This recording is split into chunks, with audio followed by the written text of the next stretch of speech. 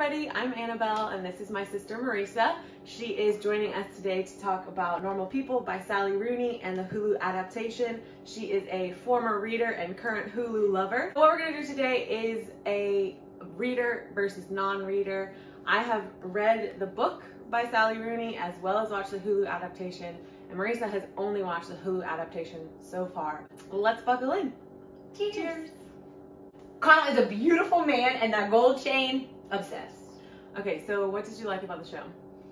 What I loved about the show, I wanted to ask you, I noticed as a cinematographer lover, the way that the shots are, I wanted to ask, is the book written in points of view? Because, wait, I was right? Yes, okay. Drink if I'm right, drink if I'm right. I like that. Cheers. I'm right. So I thought, because of the way that it was angled sometimes, there was at one point when they met up for coffee after summer, they had broken up and they spent their summer apart. I got chills. That's one of my favorite scenes. Oh, yeah, me too. But because of the way that the camera is like angled straight to Marianne's face, I was like, this book, I noticed it a few other times, but that stood out to me and I wanted to ask. Yes! Yeah, so they like, it jumps times. She'll tell you the timestamp, and it's like July 2013, and it'll say in parentheses 6 weeks later. So like we kind of know how they're progressing, and then each time it does that, it'll change perspective. So either Connell or Marianne. That is beautiful. Yeah. Wait, is it first person Connell's point of view, or Connell's world? So I don't know the technical term. I think it's called deep POV, deep point of view. So like it's basically their stream of consciousness the whole time, which a lot of people don't like. I love it because I'm like in their head. It's like it's very cinematic. So, that's what I noticed. That's what you feel. Yeah. So it's like everything is happening right in front of you instead of somebody reflecting back on it. Yes. Like they're in the moment, it's happening to them right now. So a lot of people don't like that because it's like too intense or like too run-on-y, like too stream of consciousness. But I think they are intense. I don't think it makes it more intense. It intensifies everything, the relationship, but also the moments in between. Another thing that people don't like about the book, just since we're talking about it a little bit, Sally Rooney doesn't like use punctuation, so there's no question marks, there's no quotation marks. It's just like you read it. That a lot of people don't like that. Yeah. But to me, again, that allowed me to stay in that very deep point of view of like this is happening right now. You know what I mean? The author has a very strong voice, but that punctuation choice allowed me to feel the character's voice rather than the author's voice. Does that make sense? It does make sense because as soon as you add the punctuation, there is an inference that they want you to make. Yeah. So when you do the punctuation, which to me is like a guidepost, here's what you're supposed to think, here's how it was said. But now that leaves it totally open to interpretation, and I don't do well without structure. I need like that scaffold to be like, to guide me, and then I can rebel against it if I want to, but that's interesting. But now you can watch the show, so you can... Yeah, it'll be different. I kind of wish I read the book first. Doesn't everyone? Let's talk about sex, baby. There's so much sex in this show. Oh my God. First of all, even in high school, we love a man who's all about consent. He says, is this okay? Yes. Is this what you want? And she's like, yes, I want it. And he's still double checked, even though she's laying down. The moment where she's like wasted and hits on him later on, and she is like wasted. If it was a show rooted in our culture, they would have had sex because she was wasted and that was a moment for them to connect. But instead, he was like, you're wasted, and he took her home. That was beautiful. You want to know another point though? Connell's not perfect. In Italy, when Jamie's being an asshole and like about the champagne flutes, right? Was the show pretty true to the book? Yeah. Okay, so I was wondering if that was that's in the book. That happens in the book. It's like it's very dramatic, right? Anyways, so Marianne sleeps in Connell's room, right? Yes. After that happened. Yes. She's crying. Of course. Self-esteem again about not being lovable. Like what has she done that like Jamie can't be nice to her? And Connell starts making out with her. Oh no! I was worried that was gonna happen. Literally, she's like, "I've never been worthy of love," and he like starts making out with her. Oh no! And then then she like pulls away and like turns over, and he's like, "I fucking hate myself," and I'm like, "Me too." Wait, didn't that happen in the show? They did make out in the show, but like you don't have his thoughts when he hates himself. He hates himself. Because he does want to show her that she is worthy of love, but. Why did she go to like BDSM culture if she wants to be loved and treated well? I don't know a lot about BDSM culture. She doesn't want to be treated well. She wants to be treated badly because she thinks she deserves it. No, but she knows she deserves better because she gets upset when people treat her poorly. No. She's literally like, I want bad things to happen to me because I'm a bad person. That is so sad. Yeah. And I wanted to know, did they reference BDSM specifically in the book, or was that a Hulu interpretation? No, they did that. It's like, I feel like it's more intense in the book than it was in the show, which I think was a good choice. I mean, it's pretty intense in the show. Yeah, when she like runs away from Lars in the photo shoot. Yeah. But like, it's pretty dark. Yeah. Because, yeah, speaking of consent, she says, I don't want to do this. Yeah. And Lars keeps going. Yikes. Let's take a drink. Yeah. For our girls. Marianne is performing submission for Jamie and Lars. Yeah. Yes. But with Connell, she just is submissive because she wants him to tell her what to do. And he doesn't exploit that or abuse that. He knows it, but he doesn't like take advantage of it. And that's why Connell is the best man in the entire world. Right. Talking about consent earlier. Consent. And the scene where Connell goes home and like hooks up with one of his teachers. The teacher. Yeah. That's another example of like, he feels icky because he didn't really want to do anything with her ever. But like, he also feels like he can't really like, he doesn't know if he should feel icky. Because like, no one expects a man to be taken advantage of. Or like, you know, so like. In the book, did she like take advantage of him? Not in the bar scene, but when he was in school. No. Because that's the teacher that everybody was like, ooh, she and Connell have a thing. Yeah. But there must have been a vibe because he wouldn't have been so upset when they mentioned it. That's the thing. In the book, he like asks Marianne, do I do things to provoke her? Like, isn't that so sad? Like, that is terrible. Like, do you think I like encourage her? Yeah.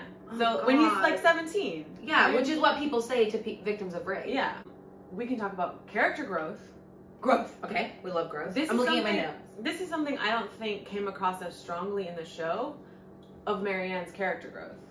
Because like you're saying, like it's hard. I mean, like it's, you know, you should try to find your worth in yourself. Like another person can't fill that for you. But Marianne's journey includes Connell. Like that's just the way it is. And by the end, there's this amazing quote. He brought goodness to her like a gift, and it was hers now. So he brought the goodness to her without expecting it back, without expecting anything in return. It was a gift. And so by the end, it's hers now. She understands she deserves goodness, that she's a good person because of Connell's influence in her life. Well, they do show, I mean, I'm getting goosebumps. That's so beautiful. At the end, when they're like, was this directly from the book too? We did a lot of good for each other. That's the quote I'm talking about. It's from Marianne's point of view in the book. So she's saying, he brought goodness into my life like a gift. She's strong enough to know that like, they love each other and they did a lot of good for each other, and she will be okay without him. That's growth. Yeah. By the end, she's saying, you know, go to New York. She needs to stay here, and she wants to stay here, and probably, hopefully, build a better and stronger life for herself without him, and also do in part to him, which is beautiful. Connell. The guy who plays Connell is an amazing actor. He is not afraid of the nitty-gritty of the human experience, which is obviously why they are drawn to these characters. It's because Sally Rooney is not afraid of the human experience and all the ugliness that goes along with it. But just sonically, his breathing, his grunts, his when he's like turned on. Well, it's really hot. His little his grunts. It's Sally Rooney. That's Sally Rooney. Oh yeah.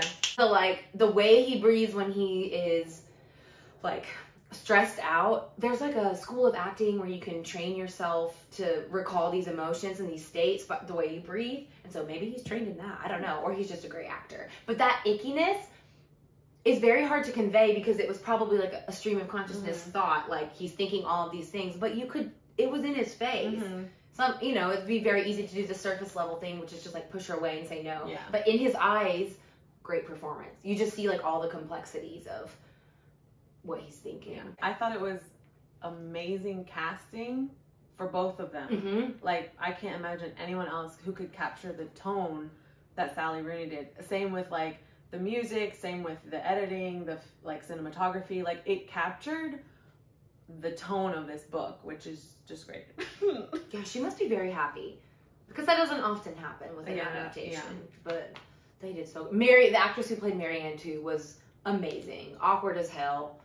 Like just so brilliantly cold, which is also hard to do on a screen because you can feel warmth, but it's very hard to convey cold and icy without looking like you're just a bad actor. Yeah, exactly. Yeah. Exactly. But for like her presence was very awkward. And you could tell the difference between what was their names? Lars and Jamie, that chemistry and that relationship and that dynamic sexually. I'm talking about sex. And I'm talking about sex for the viewers.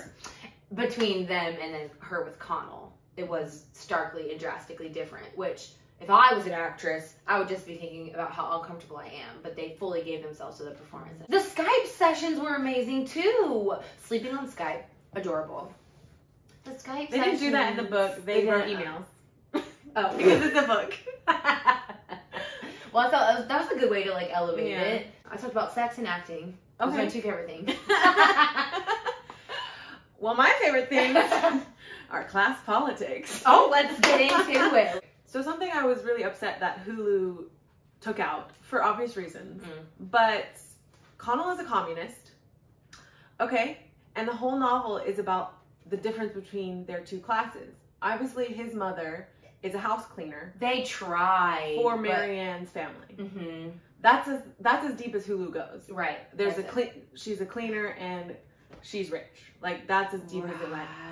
So the very first scene in the library, Connell suggests that Marianne read the Communist Manifesto, and Marianne says some comment flippantly, and Connell's like, "You're acting like you read it." And so, but she hasn't, and Connell has.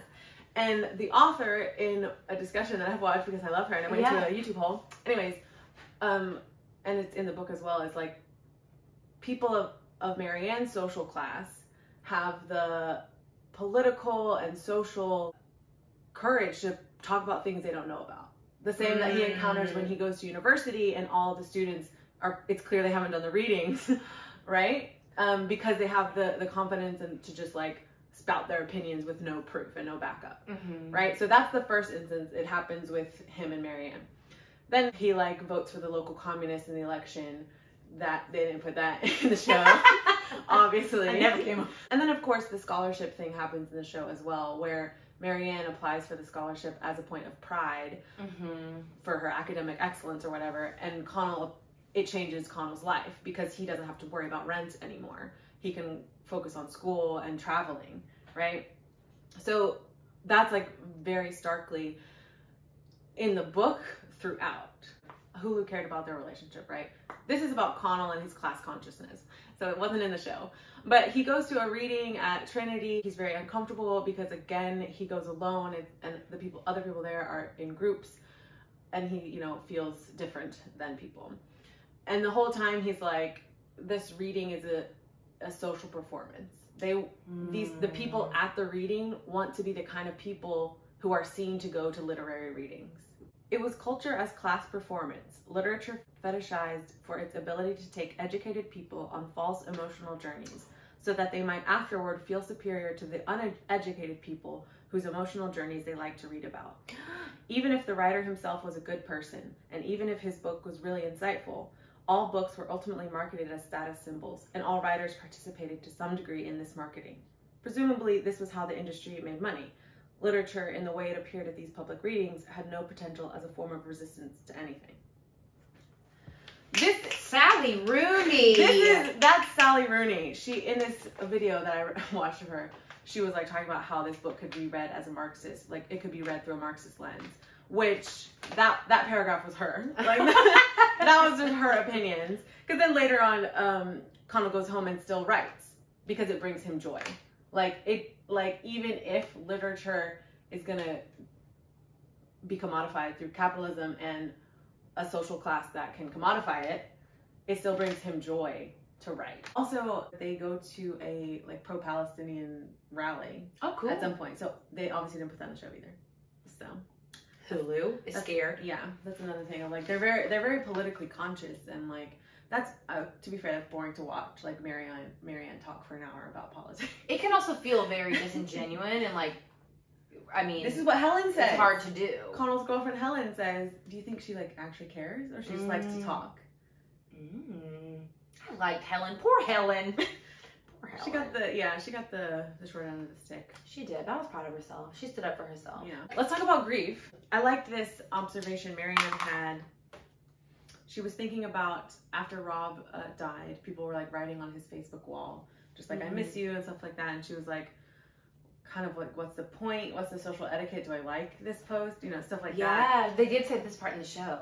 Yeah, and then, did they say this line? We'll see. If people appeared to behave pointlessly in grief, it was only because human life was pointless, and this was the truth grief revealed. Oh my word. She's got some dark thoughts. Yeah. That is so sad. No, she didn't. They didn't say that in the... Yeah. They said it was more performative. Like, it's for other people. He's not going to see it. Yeah. And then maybe that ties into the pointlessness of it. In the book, he goes to therapy, and while he's, like, filling out the forms, waiting to be called into the room, he's not only grieving his friend who has died by suicide, but grieving the fact that he can never go back to this person that he... his high school self, right? In high school, he felt different than his peers. In college, he feels different than his peers. But part of his, like, depression and isolation is because he can never be anyone else. Like you can't go back. That's part of what is messing him up inside. How do you think they depicted depression, anxiety, and therapy, or, like, medication? I liked the journey that he went on. Everyone's mental health journey is different. It was similar to mine, where you feel like you're doing okay, you're treading water, but he was still having these isolated thoughts before then, but in conjunction with being in a new place and feeling like he didn't have community in college, and then also mourning his past, and then his friend commits suicide.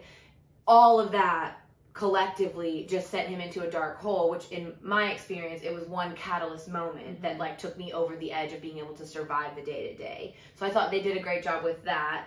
And I thought that the relationship he had with Marianne, kind of getting him through it, but also his friend who told him to go get help. Niall. Oh, Niall. Niall. Cheers to Niall. In all worlds, fiction and real. What a great job they did depicting depression. Like, he looked a wreck. He looked sick. And then he was progressively getting better. Shout out to Wardrobe, but also his, like, engagement with the world was very different. What about Marianne? Hers was scary to me. Me too. Hers was self-destructive. His was passive. Hers was active. And I think she was actively trying to hurt herself. There's like something you can pin it on. Well, his friend just died. Like, that's understandable. Whereas for her, it was just like a lot of internal turmoil. And that can be very difficult. That's the invisible illness part of it that I think is difficult for a lot of people to understand. Because, well, that's good. Passive and active. Visible and not so visible. Or what is visible is troubling. Socially acceptable and not. Yeah. Ooh, cheers to depression. I appreciated, or thought what was done well in the book was Connell's anxiety. Like, depression. I didn't pick up on anxiety in the show. Maybe I missed it. Why I love Connell, because his point of view is like how I experience the world. Like, everything is becomes too intense, and like he feels like he can't breathe, or the light hurts, like stuff like that. Like, everything feels too overwhelming. It's essentially his anxiety is the reason he kept Marianne a secret in high school. Like, it was all in his head. No one would have cared. No one would have cared, right? But it was literally, he just got sick to his stomach thinking of what everyone else thought about him. I just liked the way that she wrote his anxiety, because it felt like, oh, I can feel that. You know, like, that's it good. felt real. It was so vivid and visceral. I noticed it when he was in the classroom trying to speak up. Like, I was sweating. I do have social anxiety. I know, so that's the part that I related to, was like, it's more situational, I guess. And so I could relate to him, like, trying to find the words to say and getting so hesitant and stuttering and taking forever to, like, say his piece or whatever. So I did notice it then, but ooh, yeah, it's painful, man. Maybe why I like the writing so much is because there's like these very intense moments that I relate to, because I experience life very vividly and intensely. So an example, the first time Connell tells Marianne he loves her, I think they're like in bed after they have sex in high school. Yeah. So this is Marianne thinking. Even in memory, she will find this moment unbearably intense, and she's aware of this now while it's happening.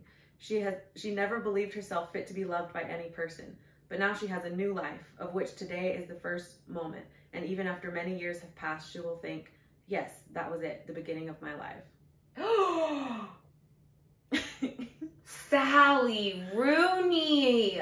Oh my word!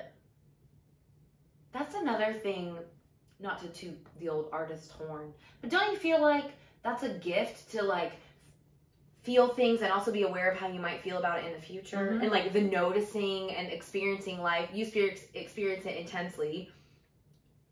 I don't know, everybody experiences things in their own way. For me, intense means sometimes I'm hyper aware of that, like, yeah, this is history, like right now it's happening, and we're going to talk about it later, or people are going to remember it later, or how am I going to interpret this later? Oh, that's beautiful. I can't wait to read it. Let's wrap up this video by talking about the ending. What did you think about the ending? You want them to be together, but they choose the healthier option, because she would have been very unhappy in New York. Like, that space wasn't for her. It's so far away. That was his journey. So I think that I liked the ending because it showed that she had grown and she was okay on her own. And Connell, of course, his journey was more obvious. Like, he found his voice literally. Mm-hmm. He's an author now. Yeah. So I thought that was nice. I wish they would have been together, but it wouldn't have worked. So yeah. I also agree. I like the ending because it's like, it makes sense. I also don't think it's the end of their relationship. I think they'll just be in each other's lives forever. And she will never write a sequel, but she could, they could come back and be the same on and off again people for the rest of their lives. But do you think you could have that intense relationship with someone and then just try to be a friend? That's the whole question of the book, I guess. I don't know if I could do that, to have these intense, life-changing, life-altering moments, and then, in 2 years, see them with your new husband and be like, what's up, Connell? That's the thing. In Italy, Connell... Oh, this isn't in the show. Oh. Because this is in his head. When they're in Italy, he, sees Marianne when he first gets to the house, and he, imagines a future where she's married and has kids, and Connell comes to their vacation house in Italy. And they're talking as, why did you marry him? And she will say money, and they will both pretend that it's not true. I think it's very realistic. They changed each other's lives. Mm-hmm. We have been changed for the better because I knew you. Because I knew you. So they'll always have a bond. They'll always have a connection. Well, Sally Rooney, cheers to you. Cheers to the Hulu production team. That was a good adaptation.